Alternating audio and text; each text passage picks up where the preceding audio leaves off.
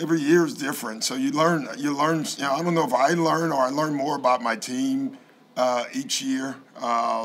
This is a team that you had to be really involved with because of their youth,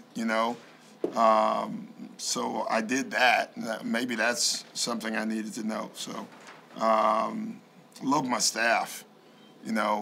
Staffs are very important, and I love this staff. A lot of brain power, and that helps. That really helps the head coach. Thanks, Doc. Yeah. Mark Narducci. Hey, Doc, everyone's going to be telling you the next couple days how great you guys are and how favored you are. As a coach, how do you kind of temper that down a little bit and get ready for this? Don't listen. We've done nothing, Mark. We've had a great regular season. Everyone starts 0-0 now. The West is wide open and the East is wide open, the way I look at it. Because of last year and teams that stayed in the bubble longer and all that, this is a huge accomplishment. But this is the first one. We can't rest on this. We got to get ready. Now, we're going to play a tough opponent in the first round. I don't know who it's going to be, but they're going to be ready. They're going to be playoff tested already. Whoever it is, they would have played up to 3 games already. And so we would have had a week off, So we have to be ready out of the box. Okay, thank you. Thank you. Hi, Carlin. Hey, Coach. Just real quick talking about some of that youth. Tyrese really just kind of showed off a lot of his offensive package tonight, and it really seemed like he got to the free throw line a little bit more, getting some more calls. So what about his offensive game has just kind of improved to you ever since you got him in training camp up until now? Well, I think it's clear we got him off that floater. I mean, it's just night and day. And then I think the biggest thing other than that, because that's what we worked on early on, enough with the floater, get to the basket, use your speed. The second thing is use your speed to make passes as well. And that's what he's doing. Early in the year, it was a floater. There was no assists. There were turnovers. Now he's attacking the basket. He's getting to the foul line. He's finishing at the basket.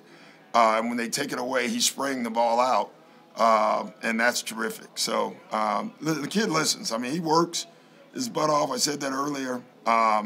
Extremely coachable. I mean, we watched film 10 minutes before the game today on some of the defensive things that he didn't do last game. And today he came out and did things better, So he's working. He's good.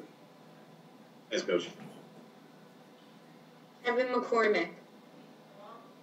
Hey, Doc, you've talked a lot about this low-minute group being extremely hard workers, off the court and in practice and stuff. I wanted to get your thoughts on the energy that they brought today, because even with it being the final game of the season and everything kind of being wrapped up, it really feels like they still showed a lot of effort and played hard for the full 48.